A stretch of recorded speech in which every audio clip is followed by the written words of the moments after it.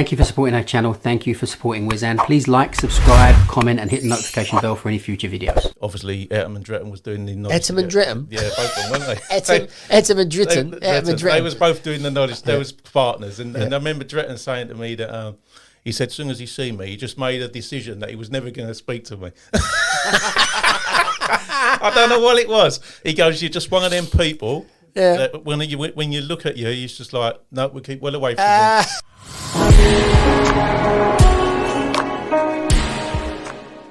So I don't know what we're going to talk about today for today's podcast, but we're here with Etam Avcil and our regular haunted man of Philip Leach.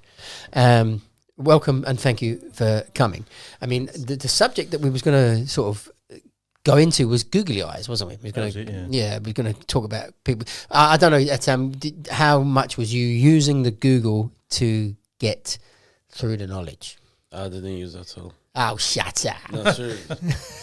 No. Phil said he never saw you sitting there. He was up on that computer Googling everything. What I was doing, I was putting all the restriction, no left turn, no right turn restriction on Google while I was pointing. Yeah. So by the time when I'm preparing myself for appearance, it was helping me. So imagine if I've been to Tutunbag once, I put all the restriction on Google, so I don't have to go back to Tutunbag second time. But it sounds to me that what you did was completely and utterly waste your time, because all you had to do was look at the picture on Google and it already had the I don't signpost. trust. If I don't see, I don't trust. No, but seeing is fine, so you've seen it yourself, but Yeah. the Google picture would tell you the year that it was done, so you can say, okay, you pointed it 6 months ago, and it had a no right turn, but Google's showing it as that the right turn is gone, and it's showing the date as being 1 month ago. Now Google's more up to date than you. So your aspect of not trusting, I think, was a bit mislaid, because you've now created a job that you're now doing of putting that data onto Google, which again is one of the things that people do, which is the avoidance of doing the stuff that's important. You are doing something now that is actually really unimportant because it already exists. And the only problem with it would be a slight out-of-dateness that is probably more up-to-date than you are with the visits that you're making. So I'd say that was an utter waste of time. Yes, you might be right, but Of course I'm right. I was working for Uber Eats and Deliveroo as well. So But that's different. That's okay, yeah. 8 hours a day. Imagine if Uber Eats send me to Tutunbag while I'm riding my bike, Yeah. delivering. I was not just listening to music. I was checking around all the restriction. Has anything changed or not? The thing is, you're doing one of the... I made a video about it recently. You're doing something that you don't need to do in the sense of you are remembering the negative. So you're remembering what you can't do. And there's no point whatsoever to remember what you can't do. And when you was working for Uber Eats and going out driving, every action that you did, every turning that you took is going in your memory as a can do. So you know that you've driven there and you know you're turning left there every night because you do the job for that. And that's what you needed to remember. So the aspect that people get caught up in here is the remembering the negative is absurd in a sense. And I think I put up a comparison of it's like saying, I must remember that 2 + 2 is not 5. Yeah. Rather than knowing that 2 + 2 is definitely 4. It's an absurd thing to do. You did create a job for yourself there by doing that. So I'd maybe say don't give anybody else that same advice and say, sit there putting all your restrictions into Google. It would be a hell of a lot of waste of time. I know that Phil's done the whole knowledge pretty much on Google, haven't you? No, I've done none. None on Google. No, very rare. It's very rare I look at Google, to be honest. Well, what would you look at Google for then? If I go to a point and can't find it, Yep. or if I've already looked at it and viewed it, and it comes up in the daily sheet several months later, and maybe I do know where it is and I do know the point I can pull it, but I can't see it. So now I want to have another look to see what the building looks like. Yeah. Just that sort of thing, just to know where it is on the road. And But you're talking about roads, because I think I touched on this earlier with someone. We've got a load of places in us that we've been to and visited and know very well, that have a lot of places of interest in them that are changing quite quickly. Yeah. So we know the area. And the example I used was Greek Street, Thrift Street, Wardour Street, Dean Street. We've been in them. We know them. We know the way they work. We know what's there.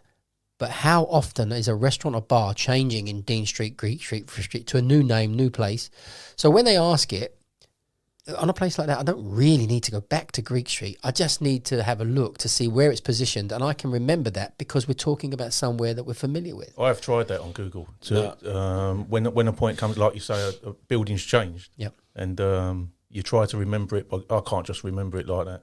I need to physically go there and have another look, a look at the building, and then it comes back in the memory. It's easy to, when it comes up as revising it, it's much easier if I've already seen it. What were you going to say there, Tom? Yeah, for me, if I know the area very well, road, Yeah. if I know the road, I don't go there. I check on Google. Yeah. But from the beginning perspective, 'cause I'm similar to you, Phil. Everybody's actually the same. We will remember it better and deeper and easier with a physical visit to a Google visit. But the aspect that we're talking about, Etam, is that we know the area anyway. We've made substantial visits to it anyway. And it's not going to be super difficult because we're geared towards it to remember it and place it there. And we may often be telling ourselves it was so-and-so before, which means we've already visited it, but we're linking it to the new place and we've got it remembered. So we're not cheating in any aspect. But the place where it does get a bit bad, and I think this is what you're accusing people of, Phil, it gives you the doesn't it? That people are kind of doing new knowledge when on I'm Google. doing map work with someone and they want to get their Google, like they'll ask me a question, I pull the 2 points, and then they get their Google out because they don't know how to leave it. When they should know, if I know how to leave it, they should know how to leave it. Oh, I don't agree completely with that statement. Well, when they're whenever I do my point to point with someone, they're always above me. They're always on 28s or 21s. Yeah. I'm on 56s. So the way I look at it, they should know the points that I'm being asked. That's my theory I will behind it. criticise that from a couple of aspects. First of all, your knowledge is not their knowledge, and what they're doing knowledge-wise or standard-wise or how they got to 28 has got nothing to do with you. Whatever it is, they're separate. You're doing your knowledge, so you can't compare in any way. Yeah. But if there's a process of remembering things, which is seeing something for the first time, second time, third time, and by degree in different ways. So if I'm working with you, and no matter what level I'm on, and your questions come up and you know both the points, well, commendable. Thank you very much. I don't know either of the points, and you can't know everything at every stage, and there's always a variation in what we know. So let's say the 2 points, you know them, I don't. I definitely am going to see them, but if I look on Google now, I get a degree of learning, a degree of understanding to a percentage that's kind of took me to somewhere that I can understand what you're doing. I now know the name of the point that you've mentioned. I now know it's in this particular road, and I can now roughly say I know where it is. I don't have it in my heart yet because I tend to feel like you do. If I visit it, I kind of own it. If I don't visit it, I'm kind of, I don't feel it. I don't have a feeling. I can still cheat you that I know it. But the idea would be that I'm definitely going to learn it better because I've already took on a percentage of the learning until I see it. And when I see it, it's going to be very much easier for me to then remember. Do you understand that? I do, but if the examiner's asking that point on a regular basis, shouldn't we both know it in the first place? Well, again, you can't criticise anybody for what they know because you don't know what it is that they do know that you don't know. So Yeah, I understand let's say there's 50 points on the sheet this week, and 2 of them have been coming out every day for the past week, but they're the 2 I haven't managed to reach. I'm doing the other 48. So there's always a drop-off. Yeah. And I know what you're saying. It generally shouldn't be something that's coming out again and again. But you've been on knowledge a little while, so you should be at the top end of knowing points. Whereas someone who's a beginner may not have come across that point on a regular basis. Some points get asked this week, don't they, that may have not been asked for a year. Yeah. But it's been asked this week, and then it gets asked the next day and the next day. So it's suddenly been kicked back into life. We know it's only been asked 3 times. Imagine that. It says on the sheet, number-wise, 3 times. But we know, watching it, 3 times in 3 days means it's important because it's going to come out next week and I'm up next week, and it should, percentage-wise, there's a higher percentage that you might get asked it. So you only get to that stage when you're quite advanced watching the sheet and you start to see the process.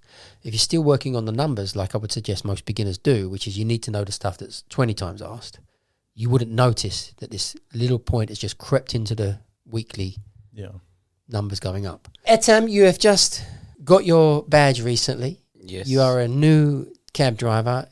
You are from Turkey. I am. Okay, Memnon Oldham. And how have you found it? You've been out there now. What's going on? It's good job. Yeah. First day I was struggling because I was on Grosvenor Square. Yeah. Someone told me to take him somewhere, and I was shocked. Where shall I go? Which way should you go? Can you remember the destination so we can go through the pain with you? Somewhere in Notting Hill Gate. Yeah. Yeah, but I was then I was thinking about 2 seconds, and then I realized South Audley Street. Just then I just drove into South Audley Street.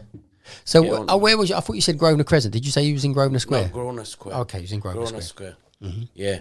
So first day I was a bit panicking. After a while, I'm happy now. If someone asks me to take somewhere, I just You can get stuck with stuff. I mean, no matter how good or advanced you get, there's always a brain block. And every one of my cab driver friends, including me, we've all had a complete brain shutdown. And my one that I've always remembered is I was in Whitehall. I was facing Trafalgar Square in Whitehall. And they come to the cab and they wanted to go to Marsham Street. So it's literally, I don't know how I did it, but instinctively I did a U-turn with no idea where Marsham Street was. Nothing. I was blank as anything. Marsham Street. I don't know why I don't know Marsham Street. And I've got the length of Whitehall and Parliament Street to get it, haven't I? I've got literally a few hundred yards for it to come to me. And it did. And I just remember the onset of panic. Because I know my instinct says, this is local, this is big, this is obvious, and I ain't got no idea where it is. Zero. I have a friend who dropped Chelsea Bridge, and he said what happened. They asked him to go to Chelsea Bridge, and he pictured an apartment block called Chelsea Bridge, rather than picturing Chelsea Bridge. And he couldn't think where the apartment block was. He's now trying to think of Chelsea Bridge Apartments, and his brain's in conflict with Chelsea Bridge Apartments and Chelsea Bridge. And he said to them, I don't know where it is. it happens. And I said, what? It happens. I picked up a couple on Bayswater Road where Lancaster Gate is. Yeah. They told me to take them to somewhere around Pimlico. Yeah. Yeah, turn right to get on Palace Gardens Terrace, and they just stopped me to use park. Through the park? Yeah, through the park. But sometimes it happens. You don't see the end point. Well, you might have been better. You was going, where you was coming from? Around Lancaster Gate. Oh, yeah, you're at Lancaster Gate. Yeah, of course. I just turned. And it was going right. to where? I was going to, it was Cambridge Street. Okay, you need to go straight through the park. I should use a park, but just turn right to get on Palace Gardens Terrace, Kensington Church Street, because my mind was blank. I couldn't see anything. Yeah. Well, these are the dilemmas that we have as well, is that very often you can get a job that falls 50-50 of left of the park or right of the park, left of Hampstead Heath or right of Hampstead Heath. And when you're in that thing, that zone, at that moment, you're trying to make the choice, and I guarantee you'll make the wrong one. They'll say it was the other way. What I learned, don't be shy. It's all about communication. Yeah. If you don't see, ask them. So, would you recommend to Phil to give up the knowledge at the stage he's out? No. No. Because Phil's been mentally struggling for the past years about giving it up. Yeah, even if he calls me and tells me he's thinking about giving up, what I do, I don't go to work. I come here and try to explain how good job is. Yeah, it's amazing. I was a kebab man. I've done too many jobs, but this is the best job I have done in my life. Oh wow! It took me 4 years. I got family. I was struggling. It's normal. Yeah. Bills, rent. But this is the best job I have done in my life. Well, that's fantastic for people to hear that at home as well. So there's a few people who don't agree with you, and there's a few doom and gloomers out there that will say you don't know what you're talking about. But yeah, people it's not easy to make money. Yeah, if you work in a shop, like any job, it's hard. But I got my freedom. Yes. I'm gonna go home now. I'm gonna take my son to Funfair. Yeah. I booked Which my one? holidays. Burdett Road, Funfair? No, Finsbury Park. Oh, there's one in Finsbury Park as well at the moment. Yeah. So when I was chef, I was asking permission from my boss to go holiday, but I just booked my holiday 2 different hotel. Where are you going? I'm going to Greece. I'm going my own. 6 nights. Yeah. Then after that, my family, they come in. Yeah. Another 6 nights. 6 nights with a 12. girlfriend, and then 6 nights with a family.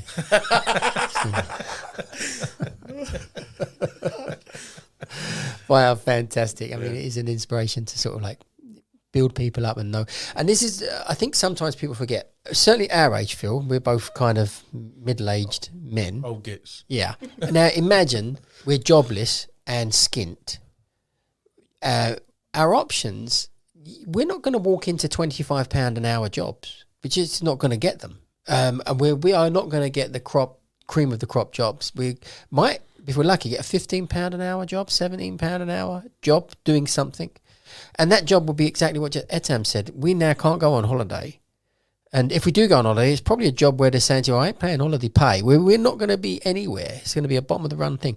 So even if we could become a cab driver and earn £17 per hour, the freedom factor is something that people don't take into account too much. The freedom to, first of all, if there's a problem with the children at school, there's no leaving work or asking some boss or there's a problem. It's just you turn around in a cab, off you go, you solve the problem, you go back to work if you want to, you stay home if you want to.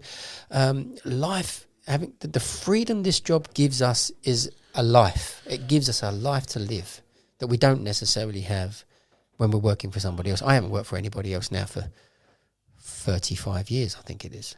Phil, you're an ex-boxer. Yeah. You're still boxing, training or not at all? I'll still train, yeah. Yeah, and you are. I know because me and you know each other very well. I know that you're a well-disciplined vegan.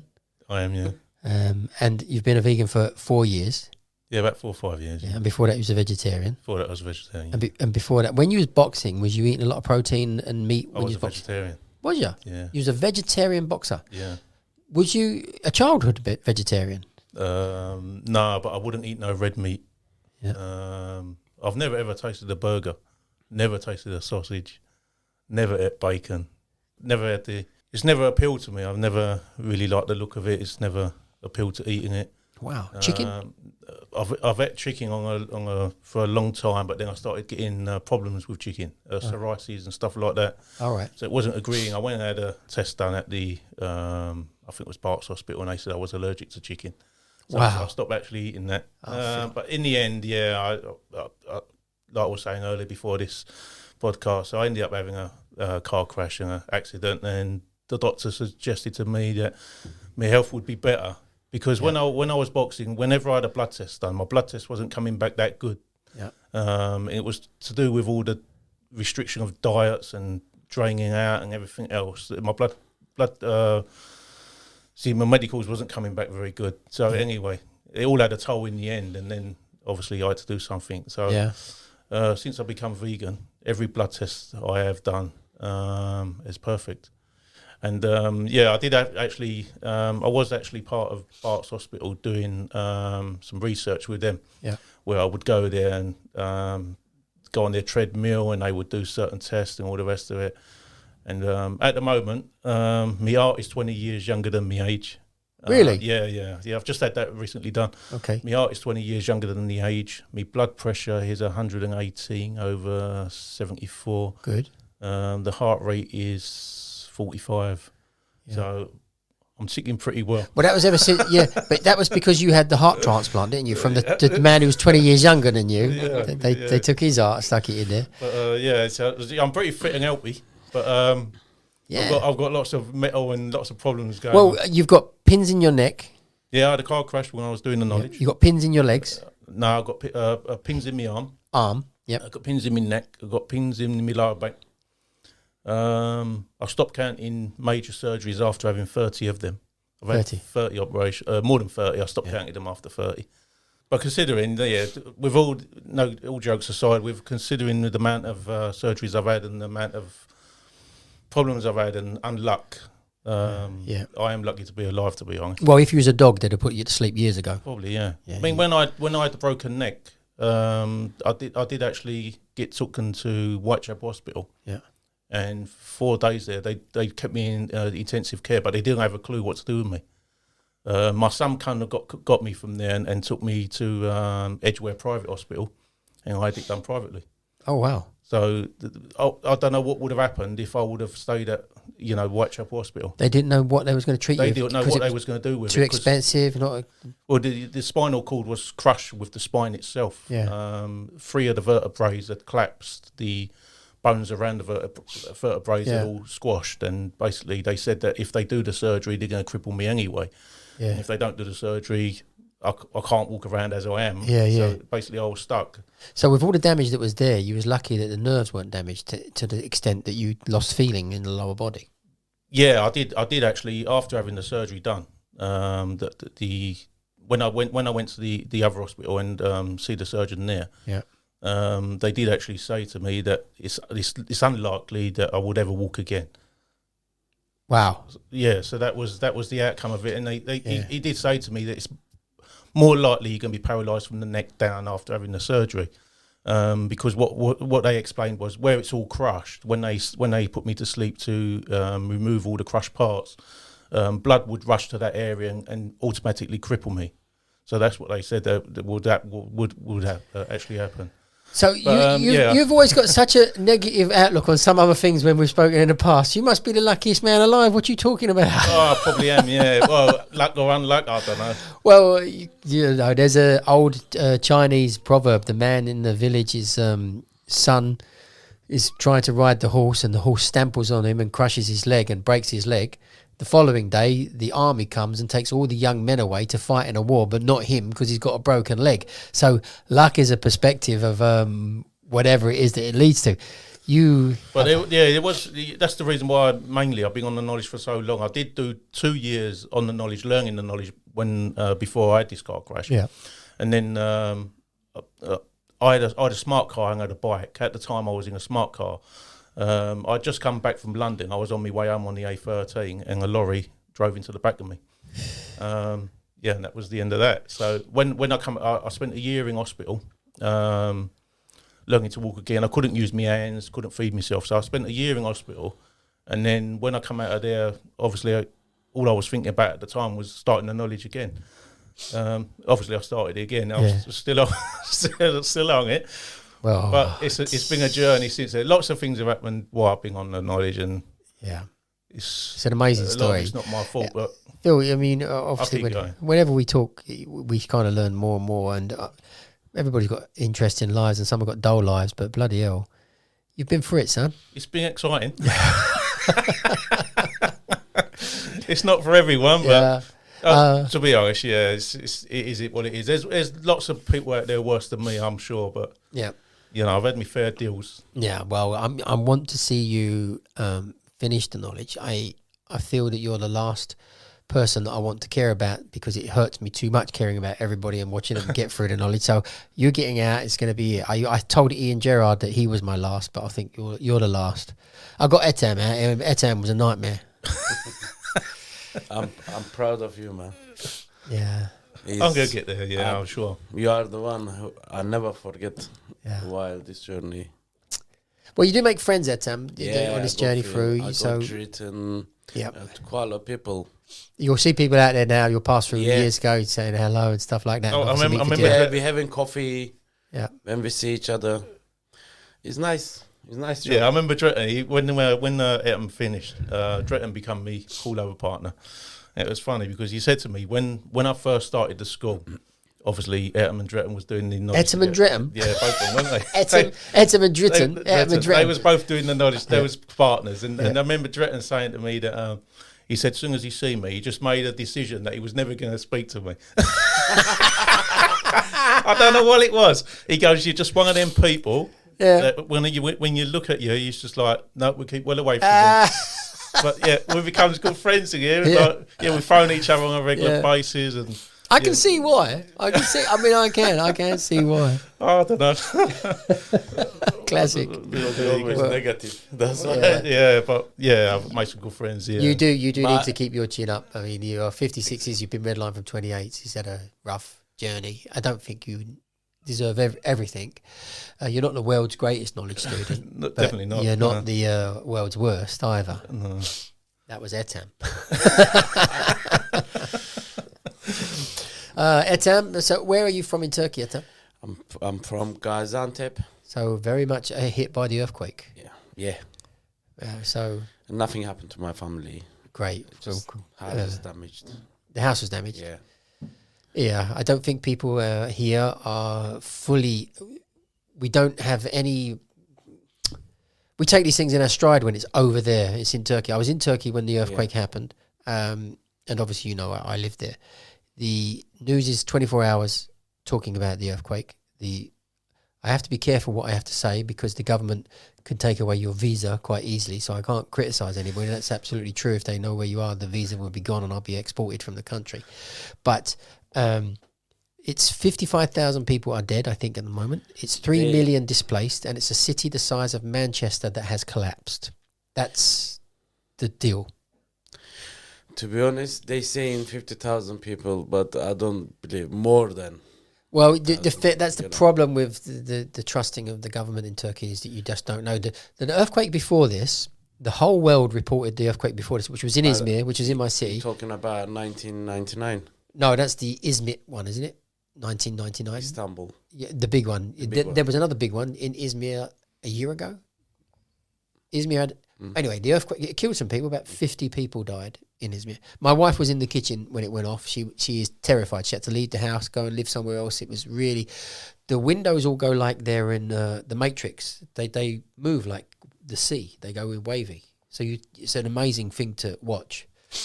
But the government has a special fund for when the earthquake is 7.0. The whole world reported the earthquake at 7.0 to 7.1, except Turkey reported it at 6.9. The whole world. And so the whole world's thingies have got it, and now they don't have to pay certain amounts of relief. But that was a big earthquake, but nothing can... I don't think people can comprehend what's gone on there in Turkey at the moment. Turkish news doesn't tell truth. No.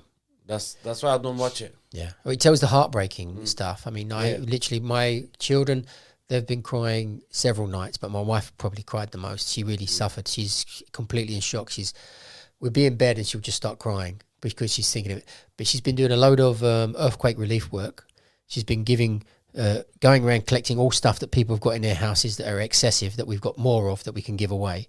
And we had a flat screen TV, the old one, so about that thick, which means it's old. We can give that away because someone's not got a TV. So she's going to this family and she's checking what they got and what they need. They say, well, we need a TV. And then she gets a phone call from the brother of this family. It says, I can't let my brother, who's a criminal, do this. Every time you go to his house and he says what he wants, they hide their TV, they hide their possessions in the other room, and then they tell you they haven't got stuff. Absolutely broke her. It did. Absolutely broke her. She's running around doing all these things. She got him a job. She's got people jobs. She's got houses rent free for 1 year for like 5 families. She's been working amazingly. And then you got someone that just goes on the back of that at that stage in time and chooses to scam you of possessions. Even prices going up. Yeah. You know, like if they selling bottle of water, if it was say 1 Turkish lira before earthquake, after that 5 Turkish lira, 10 Turkish lira, so which is not nice.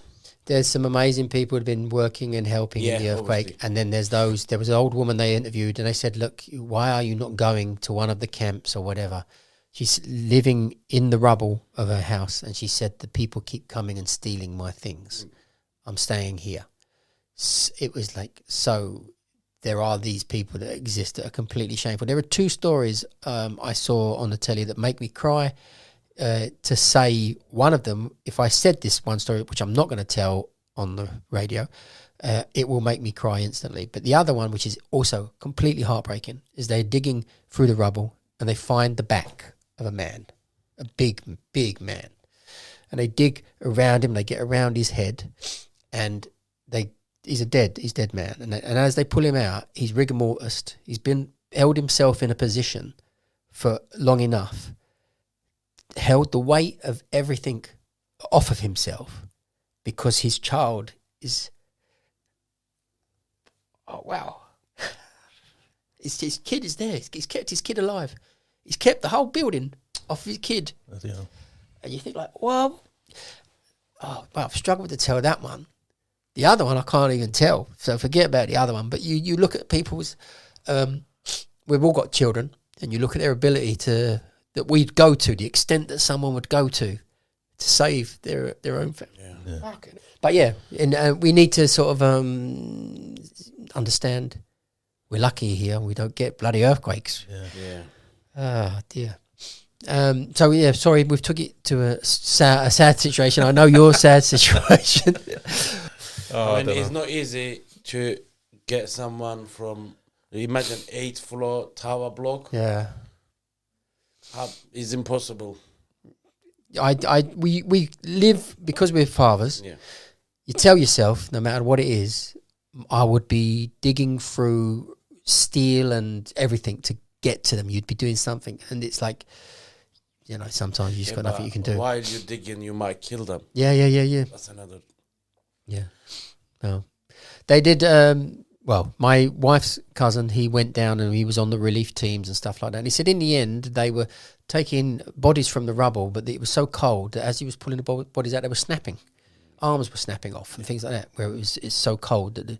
So you had the double whammy, didn't they? They had the earthquake and then the snow came. So you're trapped in a place when it's snowed on top of you. And the government basically gave permission for the houses to be built without any restrictions, because they went for a housing plan. They have a strict laws on earthquake. Buildings need to be a certain regulation for earthquakes. And the government said, no, don't worry about that for the moment, because you all need houses. We can knock that on the head. And there was one city, I've forgotten the name of it, where the guy who was in control of it didn't allow it. And the whole city's still standing. Oh, Tunjeli. It is, yes. Tunjeli. The guy there, the engineer there, was checking that the things were done to the construction standards, and the city's still standing, and yet other cities just gone. And I think if people in this country understand that, let's imagine that Manchester just collapsed. That collapsed. How would you feel? And there's only 1 million people, I think, in Manchester. So, well, that was a bit of a down. Now we're talking about the knowledge. It is normal to have earthquake, but it's all about how you're building. Yeah. Build it properly, Build it properly. then see what happens. So many people wouldn't have died if it was built even reasonably properly. I got garden house as well. Actually, my dad's one. Yeah. Nothing happened. Yeah. Do you? I felt the earthquake in Izmir. Yeah. That one. Yep. Only a little bit. But I know I felt it because this happened. I got out of bed and went to the living room and laid on the sofa. Something to get too hot. When I laid on the sofa, someone sat on the sofa with me. They absolutely sat on the sofa. So it's a ghost. I've jumped up thinking, that is unbelievable. I'm on the room on my own and someone sat on the sofa. And then the next day is the earthquake. But basically, I wasn't imagining it. The sofa had moved enough for me to think that someone had sat down on the sofa with me. It was exactly the same time as the earthquake. So the ghost feeling was that. And then I realised as well, a lot of people who think they've seen ghosts over the years or had strange things, you can be 500 miles away from an earthquake. Basically, the building has just moved and you've had a out-of-body experience with it. So, but I'm 4 earthquakes in now. I'm quite experienced with earthquakes. That's what I'm calling you. You are half Turkish. You are my brother. Thank you. Teşekkür. Anyway, now, knowledge-wise, let's go back to the knowledge. Yeah. Let's get back on the subject. Etem, you love the job. Phil, you're still trying to get the... Phil, we didn't talk about Reggie. Your son's doing the knowledge. How's he doing? He's 3-1 down at the moment. 3-1 down. Is he following your footsteps? No. No, he does his own thing. He goes out and does his own collecting and his own method of doing the knowledge. Yeah. He's dyslexic as well, so he's finding it hard. It's not easy. But I think everyone in Canning Town is dyslexic, aren't they? Possibly. No one went to school. I think even the teachers was dyslexic. Yeah. Oh dear. I don't know if we're dyslexic or just stupid, to be honest. Well, Or a bit of both. I do think there is a little bit of both going on. I do think that a lot of us that have been raised in the East End did not get a decent schooling. No. We got a school to go to, Yeah. and that was great, and that was a privilege to have a school to go to. But not everybody came out being able to add up and write things down. They came out. like Mickey Flanagan says, you know, we are the people that carry the boxes to the van. We're not even qualified to drive the van. Our jobs are the box carriers to the van. And it does seem a little bit like that when we was kids. I mean, they've done a statistic the other day I saw about different cultures who go to university. And none of my culture goes to university. Do you know anyone who went to university that would have been in your sort of immediate friendships and surroundings? No, they've been to university since. I know, like people I went to school with have got degrees now. Yeah, they went back afterwards. They went back after, yeah. Yeah. No one was interested in school when I was at school. No, me neither. It was you wanted to get to work and carry boxes as quickly as possible, so you could go to Hackney Road and party. Yeah. Well, I left school when I was 15. Me too. Started roofing. A roofer at 15. Yeah. Or labouring. Carrying. Well, I wasn't a roofer. I wasn't a labourer. I was just carrying rubbish. You know they don't leave school now until they're 18, do they? 18, unless you got if you got a job, you can leave when you're 16. I didn't know that. Yeah. No. I was a bit shocked. You have to have a job. Yeah. School is boring. School is boring, yeah. Man. Etem, how old are you? I'm 41. 41, okay. So you went to school in Turkey? Yeah. Government school or private? No, government. Yeah. No, I'm not rich. No, always. I don't know. I don't like to stay in one place. I love to be outside, drive around, talk to people, have conversation. You know. Yeah. Like yesterday, I picked up a family from Mount Calm East City Road. Yep. I dropped them Stamford Bridge. While I was driving, we had nice conversation. Then they told me to pick them up from Stamford Bridge. Come again? Yeah. Then after that, they told me to take them to a nice restaurant. I took them to a nice restaurant. Which one? A Turkish one? Yeah. No, not Turkish. That was Italian, which I don't know. I haven't seen it before. Oh, they named the restaurant. Yeah, they named the restaurant, and I took them. I was waiting outside. After that, they told me to drop them to a hotel. When I dropped them to hotel, they told me to drop them airport. Today is Tuesday, Wednesday, yeah, Friday. So you got the airport? Yeah, I got the airport. So the lady got my number, and they told me they will call me whenever they visit London. So it's a nice job. I love it. This is a part that I never really did too much of, but it's a very important part of a modern taxi driver is to network, take numbers, take cards, have people that are regulars, and there will be certainly people coming from abroad. Yeah. Once they know they've got a taxi driver they like and trust, they want to land and know they're getting this, because then for them it's no stress. They know exactly.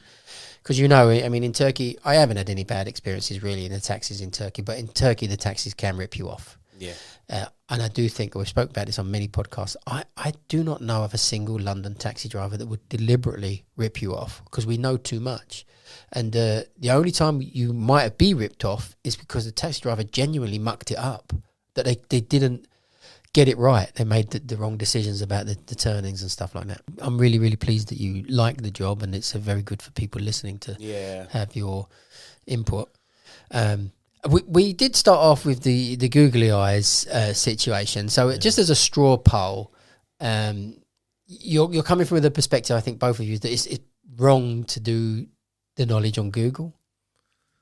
I think the information on there is not too good. Really? Yeah, I prefer to go there and have a look. Yeah. To be honest, I don't learn nothing by Google. To be honest, no. But you haven't learned nothing in years, Phil. It's like when I said, look, when my boy started, he goes, "How are you going to remember all these lefts, no rights, and all the rest of all the restrictions?" Yeah. I said to him the other day, I said, I don't specifically put myself out to remember any restrictions. Yes. What I do is when I'm out there, I do so much driving in London that automatically I know the restrictions because of what roads I do and don't take. By memory, we pick up nature of what the restrictions are. So when I'm calling a run to an examiner, I will only use the roads that I've drove myself in the car. Yeah. And obviously I know they work because I've drove them. Yes, and that's the absolute attitude that you need to always have. When I first started the knowledge, people said to me, you need to learn all the lefts and rights, every set of traffic lights I need to know, all the lefts and rights I can and can't do. I thought, I'm never going to learn it if I do that. No one would. No. These people give out advice in this fashion that is just insane. And Don't take this advice. You do not need to learn the negatives, as we've already pointed out. You learn the positives, you learn what you can do, and you know the answer to questions, and know as many answers as you possibly can. You can never know everything, but if you try to know something at one junction, then you're going to learn 4 less things that day, because there's another few more interesting things you could have learnt further up. And yet those things you learnt at that one junction may have been no use to you ever, in any question you ever use. They may never have a utility to them. So I completely agree with that. It's the same with the turnarounds. Like, well, people call them turnarounds. Yep. If you need a turnaround, or Mr. Gunnings is a prime example. Yep. When I'm in the area, look, if I'm in Wandsworth or whatever, them little turnarounds, I don't revise them on a regular basis. No. But if I go to collect another point around there, I will specifically put myself out to And drive down it. drive that little turnaround Yep. again. When you drive it, that's the thing. When we drive around it, we get a retention of a history of us. I have a feeling and a history that I did that. So the attachment to it is deeper. And then the turnaround I said to people with the turnarounds, I know that these 4 roads are the turnaround for it. I don't know what their names are, Yeah. but I know there's 4 roads. So when the question comes out on the sheet, I can try to regurgitate the 4 roads successfully or unsuccessfully, doesn't matter. If I know that they work, I just look at the map again. The 4 names are on the map. Yeah. And then I say, right, that's the 4 roads we need. They're the names. That's exactly what I Let's do, yeah. repeat them again. And then next time it comes out, hopefully, I've got it. And eventually you do get it. But just revising them 4 roads, like to do a turnaround, even if I revise them every day, it's no use to me. And it's no use to most people because, again, they're distracting themselves doing one thing over here when there's already plenty to do over here. I do see a lot of students doing it where they're zooming in to each point to look at a turnaround or look at a road that they might as well just drive that the next time they're there. Yeah, well, But that's the way I do it. But I'm still on 56s. no, I know, but your road has Maybe I'm been doing it slightly wrong. different. I think yours comes down to the fact of how you've abused the examiners over the years. I haven't intentionally gone in there to No, abuse you haven't anyone, intentionally but, abused him. there was an incident in there. I don't know. Do you want to talk about it? Well, if you want to, go on. I think I need to apologise to Mr. Whitehead. Mr. Whitehead, okay. Well, not Mr. Whitehead Mr. indirectly. Mr. Hall, not Mr. Whitehead, Mr. Hall. But it's not directly to him. I think it's to his son, to be honest. Yeah. I know what happened here. Go on. It was right at the start of the knowledge. It was my second appearance. I didn't know nothing about the knowledge. It was my second appearance. I walked into there, and I met Mr. Hall's son at the counter. Yeah. And I was trying to book in, so I walked up to him. I said, "Oh, good morning, sir. I'm here for the knowledge." And he goes, "Yeah, what for?" And I said, "For the knowledge, sir." Yeah, what for? And that was all I got out of him was, "Yeah, what for?" So anyway, Mr. Hall and who was the other guy who died of cancer? Mr. Swire. Mr. White, yeah, Mr. Hall, Mr. Swire was standing at the back, and I didn't know who they was, but they were standing at the back. And anyway, I don't know whether they knew what was going on, but his son was just like griefing me up as such. It's like when I was trying to book in, he won't book me in until I told him what for. Well, I was there for the knowledge. But what he wanted was out of me, he wanted, are you on 56s, 28s or 21s? Yeah. That's what he wanted. What exactly are you there for? Yeah, what exactly am I there for? Right? I didn't know. Well, it's the knowledge department, Phil. Everybody's there for the knowledge. I need to know what exactly you're here He for. wasn't explaining that to me. It was my second appearance. So anyway, in the end, I said to him, have you got some special needs or something? And he's just like, as soon as I said it, I thought, no, this is wrong. What am I doing? It's like, and Mr. Hall and Mr. Swire looked up and they both started laughing, but I don't know whether they laughed because they heard me or laughed because of what he was doing to me or what was ever happening. Anyway, and then from then on, I think on that appearance, Mr. Hall called me in. I had actually had him as an examiner, so I realised that he was an examiner. Yeah. But I didn't know until afterwards. One of my mates told me who was actually doing the knowledge. He said to, "Yeah, that's Mr. Hall's son." And I thought, "Oh no." But, yeah, I don't think they took it personally. To be honest, I don't think they did. I think. Well, we did find out, didn't we? That Yeah. we did question them, and Yeah. they actually had no knowledge of it. Mr. Hall's a great examiner, but it's a great story, to be honest with you. That is the truth. What happened, and then I had an incident with Mr. Patel just recently as well. Yeah. Where what happened there? I went in for an appearance, and I've always been pretty good on my points, although they're proper suffering at the minute. I don't know what's happened, but I seem to be dropping a lot of points. But I went in there, I sat down. As soon as he asked me the point, before he actually finished asking the point, I was giving him the answer. because I was all hyped up, ready for this appearance. And I've got myself all hyped up for the appearance.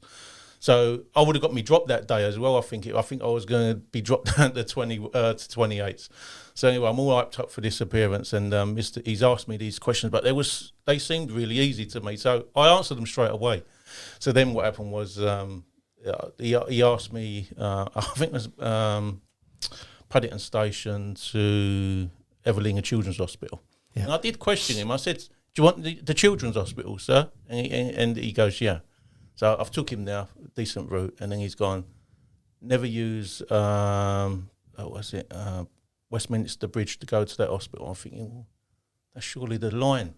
And I'm thinking in my head, is that the line? And I'm thinking, oh, maybe I got something wrong. Yeah. So he goes, well, you haven't scored today for that reason. So I said, no problem. So anyway, he did get a bit loud in there and stuff, but I was still polite to him. I said, no problem. So I come out there and I made a complaint straight away. And how did that go? We made a complaint to Mum Channels, and basically, you just got a lot about it. We made a complaint. I went up there. We didn't make a complaint. No, we didn't. We had an inquiry. Yeah, we had an inquiry. We inquired as to what but he was said happening. I took him to the wrong place. Well, yes, he says it was Charing Cross Hospital. Yeah, but that would have been easier for me. It's just down. I think I was coming from Duquesne Road. It's true. Battersea. It couldn't be much more different. So that's the strange thing. So the Westminster Bridge thing wouldn't have applied to Charing Cross Hospital. He did say to me he goes, never use Westminster, always use Lambeth Bridge. And I'm thinking, I don't know. So I'm thinking to myself, when we got the result back from Mam Cherners, when we done the, when we looked into it, it's like, well, why was he explaining Lambeth Bridge if he wanted to come straight down the map? I still wouldn't use Lambeth anyway, but that's forgotten about. Yeah, no, it's forgotten about. I mean, we give the examiner at the moment needs the benefit of the doubt, but there are some. It would be good, and it isn't super difficult for every single appearance to be digitally recorded. You don't need a great deal of information, but the words that we say in an appearance, they were a few. It could go either way. It could work either way that way. Yeah, it could work either way, but at least there's an adjudication as to being clear about it rather than being my word for it and your word for it. I am going to say from experience, 9 times out of 10, the student is in the wrong about what they think they said and what they think they heard, because you're under a little bit of stress when you're in there. And there's been a classic over the years, and even when you're here working with each other, you could ask someone where something is. Let's say the Royal Garden Hotel. Yeah, Royal Garden. Yeah, Royal Garden, yeah. So you get asked the Royal Garden Hotel. So this is kind of common. The student will say, I told the examiner where the point was, and he said it wasn't there. So what point did he ask you? I'm inquiring to you. And you say, oh, he asked me the Royal Garden Hotel. And I said, where did you say it was? And you say, I said it was in Kensington High Road. And you're like, you said it was where? Kensington High Road. Okay. Yeah, and he said, and I know it's in Kensington High Road. I said, no, the mistake is subtle. Yeah. But to us, and when we're saying it, you can imagine how hard it is to recognise your own mistake on that one. You would hear it and you just think you don't know that you're saying it wrong. And then when someone points it out and says it's Kensington High Street, you would like, oh no. Especially when you feel pressure. Yes. On the shoulder. But you're swearing easy. blind, aren't you? Exactly. You came out, I swear blind, I gave him the answer or her the answer. Yeah. It was there and they were winding me up. No, they weren't winding you up. You did not say what you think you said. But the recording of it would clear that all up for everybody. So, and there's so much at stake for us sometimes. I think people forget the pressure for us to pass out, get our jobs, and like what's happened to you, Tam, our family life changes, our world changes. We can start to try to be happy in a different way. So everything is relying on this. Yes. And then we've lost it on a technicality. One of my students just today, he's used Glendower Place instead of Bute Street. He's gone up Glendower Place instead of going up Bute Street.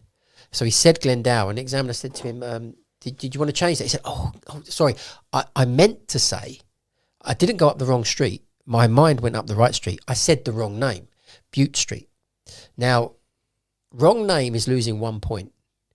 Wrong way up a one-way street is losing 10 points.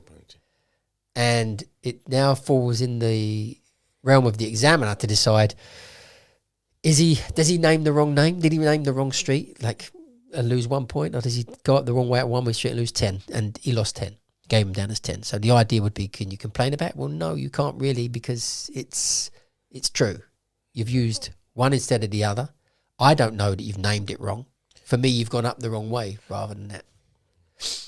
And then you think about it, the small technicality of Glendower and Butte, wow, 10 points gone, and a C gone over this tiny 10-yard difference between a right turn to take you up instead of down. Listen, I'm gonna wrap it up. I'm gonna say, Phil Leach, thank you very much for coming again. Thanks, Dean. And your story, it was always inspiring to people. There's a lot of people inspired by yourself. Ettam, really, what you've just said, for people who are coming through to this job. I always tell people who's around me, especially young people, I mean, who works in the shops, Yeah. you know, I suggest them to start knowledge. Yeah. Oh dear.